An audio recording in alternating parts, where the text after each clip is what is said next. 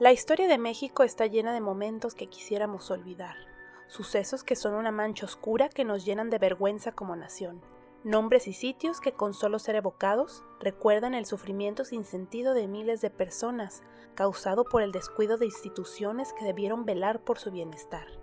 Esta es la historia del manicomio La Castañeda, llamado por algunos las puertas del infierno. Hola a todos, soy Virginia y sean bienvenidos a esta nueva edición de Érase una vez. Un podcast donde les voy a platicar de historia de forma vulgar y un poco corriente, como chisme de vecindad, como debe ser, porque creo que soy la historia, un chisme glorificado. Como es octubre y este mes se presta para platicar de historias un poco más tétricas, pues les voy a contar hoy acerca del manicomio La Castañeda, cómo pasó a ser un símbolo de la modernidad y del desarrollo en México, a ser un espacio de vejaciones y violaciones a los derechos humanos de los enfermos mentales y también de los que estaban sanos. Disclaimer: no soy historiadora, ni pretendo decir que sé más que un historiador, soy simplemente una aficionada, pero tengan por seguro que investigué bastante para este video. Además, si usted escucha ruido de tráfico en el fondo es porque vivo en la avenida principal, y no importa lo que haga se va a escuchar, así que una disculpa. Por esta ocasión voy a agregar también una advertencia. En esta edición se tratarán temas y se utilizará lenguaje e imágenes relacionadas con la historia de la psiquiatría, que algunas personas pueden encontrar ofensivos y perturbadores. Se aconseja discreción. Lo que les voy a contar hoy no es una leyenda, no son cuentos de fantasmas, no es un mito urbano, es una verdadera historia de terror, porque todo lo que les voy a platicar en realidad pasó. Antes de meternos de lleno en el tema, vamos a ponerle un poquito de contexto. Previo a la construcción de La Castañeda, la Ciudad de México tuvo dos manicomios desde el tiempo de la colonia. Uno era el Hospital San Hipólito, establecido en 1566 y el primero en América, y el otro era el Divino Salvador, fundado en 1700, mejor conocido como La Canoa, y que albergaba mujeres dementes. Hacia la segunda mitad del siglo XIX, después de la caída del Segundo Imperio Mexicano, comenzó a crecer a pasos acelerados la población psiquiátrica, y hacia 1879 los propios médicos que atendían estas instituciones comenzaron a pedir la construcción de un nuevo manicomio. La creencia en aquel tiempo era que la locura era producto de la modernidad, del progreso y del desarrollo. De hecho, el Dr. Miguel Alvarado, considerado el alienista mexicano más destacado del siglo XIX, decía que la locura era el mal de la civilización. Los alienistas eran los médicos especializados en atender a los enfermos mentales, quienes se pensaba que sufrían alienación mental, lo que hoy conocemos como psicólogos o psiquiatras, pues. En fin, el chiste es que para 1910, San Hipólito y el Divino Salvador tenían 769 pacientes, lo que supone un alto grado de hacinamiento en ambos hospitales. Sería Porfirio Díaz quien ordenara la construcción de un nuevo y moderno manicomio, siguiendo el modelo francés impulsado por Jean-Étienne Esquirol, o como mierda se pronuncie, quien señalaba que una buena parte de la eficacia terapéutica del tratamiento estaba en las condiciones de los edificios. Este tipo decía que los espacios dedicados a curar a enfermos mentales debían reunir tres características: clasificación y separación de pacientes según síntomas, la construcción de 3 hileras de edificios y que el espacio debía encontrarse a las afueras de la ciudad, de preferencia en la ladera de una montaña, para que los pacientes tuvieran una agradable vista y así evitar una sensación de encierro. Eso, y porque se creía que un espacio cerrado era el único medio de proteger a la sociedad de, perdonen ustedes el término, pues, de los locos peligrosos. Para la construcción del nuevo manicomio se eligió el terreno de la antigua hacienda La Castañeda a las afueras de la Ciudad de México, donde actualmente es Mixcoac. Se destinó un presupuesto de 1.783.356 pesos para la edificación de un espacio de 141.662 metros cuadrados. El manicomio General La Castañeda fue inaugurado el 1 de septiembre de 1910 como parte de los festejos del centenario de la Independencia de México. El 9 de septiembre fueron recibidos 779 hombres y mujeres provenientes de San Hipólito, del Divino Salvador y unos cuantos del Hospital para Epilépticos de Texcoco. Si ustedes se preguntan qué diablos hacían epilépticos internados en La Castañeda, pues en esa época se tenía muy poco conocimiento sobre la epilepsia y se pensaba que era una enfermedad mental y no un trastorno cerebral como lo sabemos hoy. El nuevo manicomio, siguiendo el modelo esquiroliano, era un conjunto de pabellones autónomos regidos por un eje central que iniciaba con las oficinas de administración. y pabellones laterales que se alineaban de forma casi simétrica, todo esto rodeado por una imponente muralla que acordonaba el complejo, con casetas de vigilancia en cada esquina. Esta monumental obra constaba de 25 edificios con capacidad para 1.300 pacientes y la posibilidad de extenderse a 2.000. Básicamente era una copia del manicomio Charendon de París, donde por cierto estuvo internado el Marqués de Sade. Además de todo esto, la Castañeda tenía salones de clases para estudiantes de medicina, salón de eventos, una biblioteca, laboratorio, sala de lecturas, un espacio para escuela, para gimnasio, un taller, entre otros servicios. Al principio estaba organizado en 6 pabellones. Aquí es donde voy a utilizar lenguaje menos que apropiado para referirme a enfermos mentales y personas con discapacidad. Pero recuerden que eran los términos médicos que se usaban en aquella época.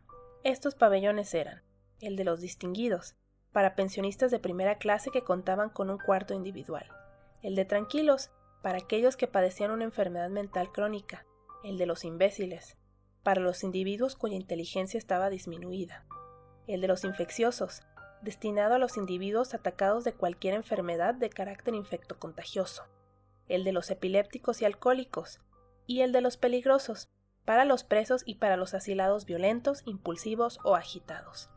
Todo lo que les estoy contando de la Castañeda suena como la bonanza de la psiquiatría mexicana con instalaciones de primera para aquel entonces, pero la realidad es que este sueño duró muy poco, pues unas semanas después de su apertura, el 20 de noviembre de 1910, estalló la Revolución Mexicana, y literal, todo valió ver. El manicomio quedaría prácticamente en la orfandad cuando Porfirio Díaz se exilió a París en mayo de 1911.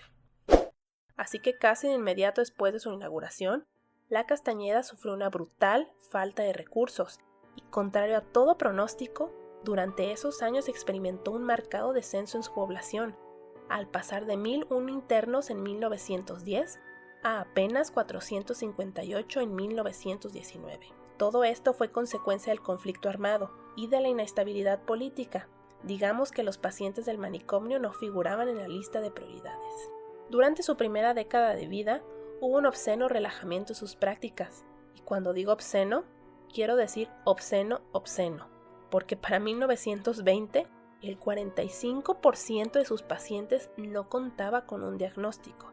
O sea que no sabían con exactitud qué chingados tenían casi la mitad de los pacientes y si es que realmente debían estar ahí. Además, había una altísima movilidad del personal. Tenemos varias estampas de los primeros años.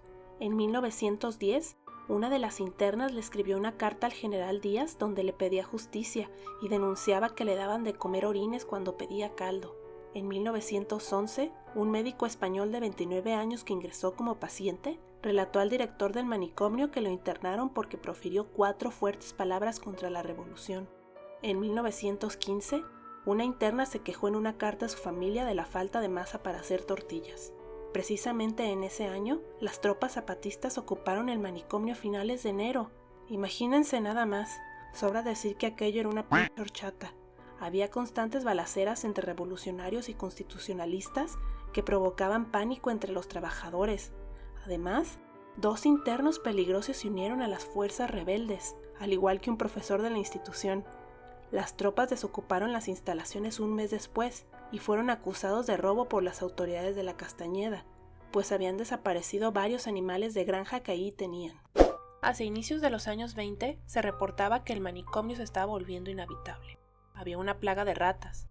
El mal estado de las duelas provocaba caídas y lesiones en los enfermos. No había colchones en las camas y tenían que dormir al ras. Los cables de luz colgaban del techo y quedaban al alcance de los dementes. Las aguas negras anegaban en los patios. La ropa de los pacientes estaba tan desgastada que prácticamente andaban desnudos, y la botica estaba completamente vacía. Era un puto desmadre, en pocas palabras. La prensa se dio vuelo con todas estas anomalías, hicieron eco de las terribles historias que plagaban a la Castañeda. Maltrato a los internos, atropellos a la ley, detenciones forzosas, tráfico de alcohol y asesinatos en su interior. Fue cuando ya comenzaba a forjarse la leyenda negra del manicomio. A la par de todo esto, aumentaron los ingresos de nuevos pacientes de forma constante, y resulta que para 1944 se alcanzó un máximo histórico de 3.414 internos, una condición de hacinamiento bien ojete si tomamos en cuenta que la capacidad inicial era de 1.300 camas. Aquí quiero hacer una breve pausa y abordar por qué creció un chingadral la población psiquiátrica en México, aunque es importante aclarar que este fenómeno se dio en todo el mundo, no nada más aquí.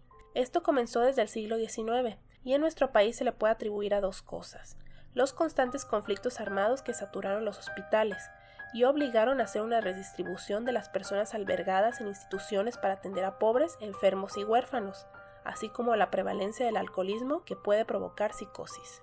Ya para el siglo XX, el aumento de pacientes con enfermedades mentales se explica por el uso de los manicomios como herramientas del Estado para controlar las conductas que se consideraban que amenazaban a la estabilidad social, y también por la intervención de las familias de las personas locas, que llevaban internadas a sus familiares incómodos, tuvieran o no algún padecimiento.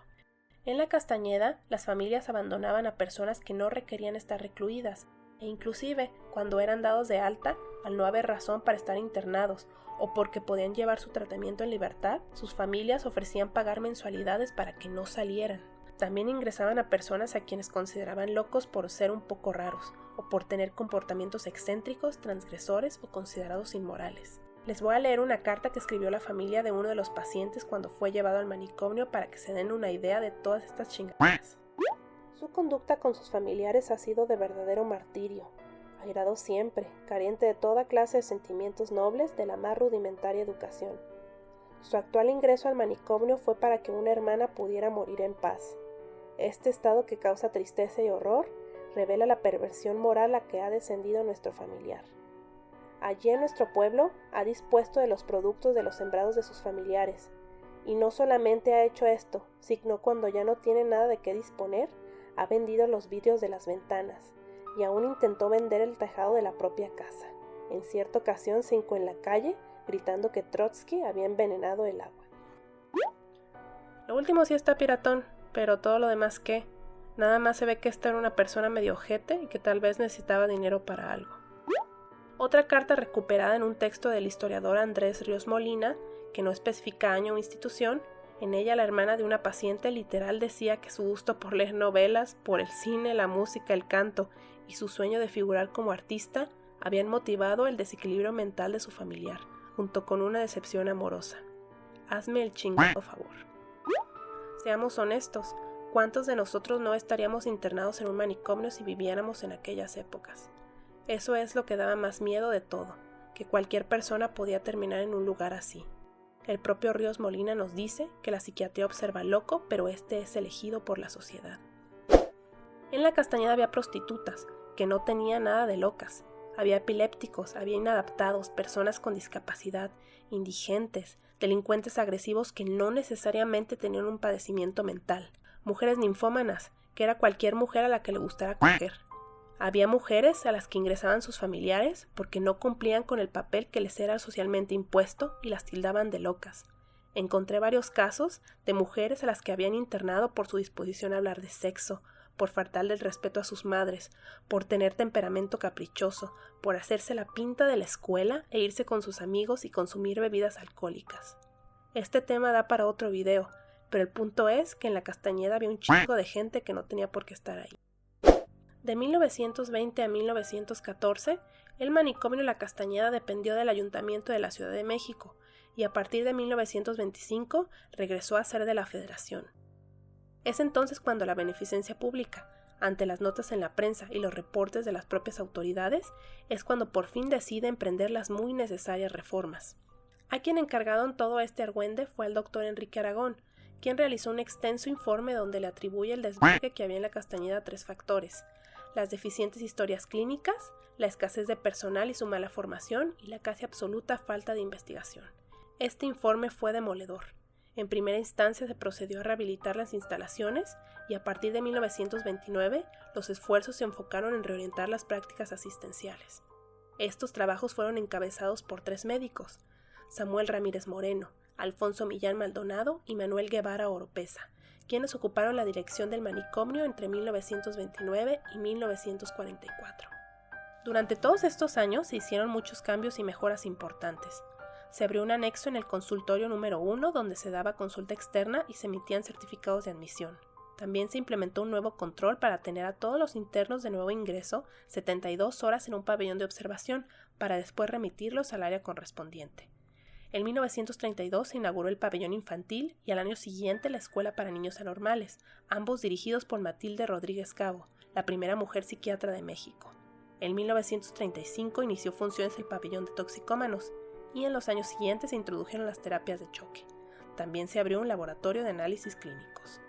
Pese a todo ello, en 1943 el director de la Castañeda, Guevara Oropesa, firmó lo que se considera la sentencia de muerte del manicomio, cuando se le ocurrió decir: las necesidades que impone la asistencia a los alienados son en la actualidad tan graves como pudieron haberlo sido antes de 1910.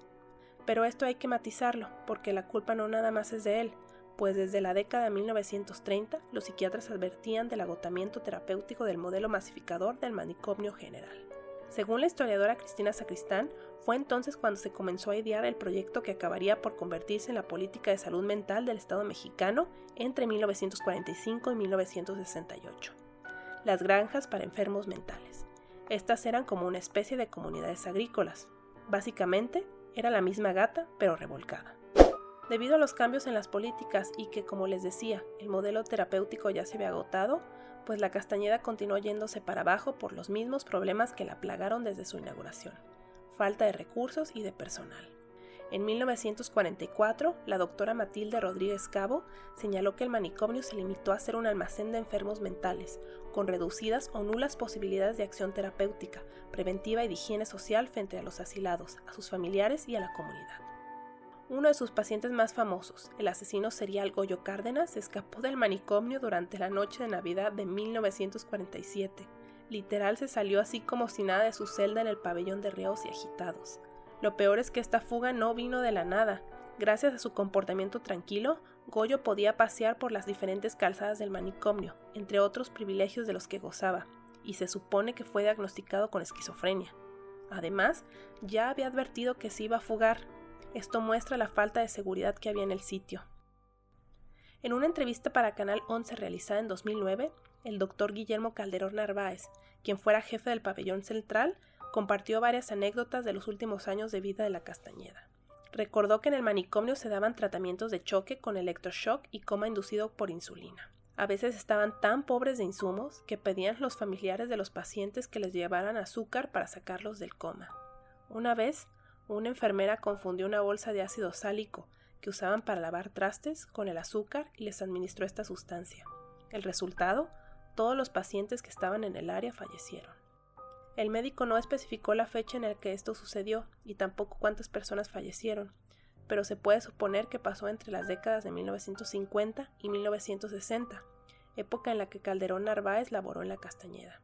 Él también narró que no había ni platos, ni cubiertos, y que servían comida a los pacientes en un bote que traían colgados de sus cinturones. También recordó que durante los fines de semana, él solo se quedaba de guardia para atender a casi 3,000 pacientes. Hacia la década de 1960, la comunidad médica internacional llegó al consenso de que los enfermos mentales ya no debían ser confinados en instituciones que los aislaban de la sociedad. Consideraron que el manicomio, más que ser un espacio de cura, era un espacio de enfermedad. En pocas palabras, se dieron cuenta que nada más estaban encerrando gente a lo pendejo y que en realidad había muy pocas mejoras. Además, el descubrimiento de los psicofármacos cambió la forma de comprender el tratamiento, la clínica psiquiátrica y la investigación. Durante la presidencia de Adolfo López Mateos, entre 1958 y 1964, el gobierno construyó una serie de granjas, que ya les mencioné, que absorbieron a algunos de los pacientes del manicomio. Sin embargo, no pudieron solucionar los problemas de la Castañeda, ya que los pacientes no disminuyeron y el hacinamiento continuó. En 1965, el secretario de Salud del gobierno de Díaz Ordaz, Rafael Moreno Valle, el otro Rafael Moreno Valle, hizo una visita a la Castañeda, donde nunca antes había puesto un pie. Al parecer quedó tan impresionado por la pobreza y el abandono de los pacientes que se decidió el cierre del manicomio. Los 2,800 pacientes que había en la Castañeda, entre ellos 235 niños, fueron enviados a 7 hospitales que abrieron sus puertas en los siguientes 3 años. Finalmente, el 29 de junio de 1968, el manicomio general cerró sus puertas definitivamente. Durante la ceremonia de clausura, el director Agustín Caso colocó una gruesa cadena y un candado a la puerta principal y recordó a las 68,000 vidas que pasaron por sus pabellones. El edificio fue demolido días antes de la inauguración de los Juegos Olímpicos. Solo sobrevive la fachada, que fue adquirida por Arturo Quintana y llevada piedra por piedra a Amecameca, en el Estado de México. Actualmente, esta propiedad es administrada por los Legionarios de Cristo. La verdad es que creo que es una lástima que se haya derribado el edificio. A mi parecer, se pudo rehabilitar para darle otro uso, como a la penitenciaría de Lecumberri, que hoy es el Archivo General de la Nación. Si ustedes se preguntan por qué se demolió, la respuesta es muy simple: intereses inmobiliarios. Desde la década de 1940, terrenos que eran parte del manicomio fueron despojados en la institución e invadidos por los mismos trabajadores para la construcción de viviendas. En 1960, el gobierno federal le quitó todavía más áreas verdes para construir el anillo periférico. Además, los lotes aledaños a la Castañeda ya se habían urbanizado. Digamos que fue devorada por la mancha urbana. Hoy en este espacio donde estaba la Castañeda se encuentran las unidades habitacionales Lomas de Plateros y Torres de Mixcoac, la Preparatoria 8 de la UNAM, el Deportivo Lomas de Plateros y un Walmart. No hay una sola placa que indique que ahí estuvo el manicomio general. Pareciera que se quiere olvidar que existió. Y este es el final del video. Muchas gracias por verlo y espero que les haya gustado y que el tema se les haya hecho interesante. La verdad me hubiera gustado incluirle más cosas, pero habría quedado muy largo, así que en 2 semanas o menos subiré la segunda parte en la que hablaré de algunos de los pacientes de la Castañeda. Estén atentos a mis redes sociales para saber qué día será publicado. Mientras tanto, les recomiendo que busquen textos de Cristina Sacristán y Cristina Rivera Garza, quien han investigado mucho sobre este tema. Si les gustó este video, denle me gusta y compártanlo en sus redes. Dejen sus comentarios, sus mentadas de madre y demás en la parte de abajo. Si tienen curiosidad, en la descripción pueden encontrar todas mis fuentes. Si quieren ver más contenido, suscríbanse y denle clic a la campana para recibir notificaciones. Muchas gracias a todos y espero verlos pronto. Adiós.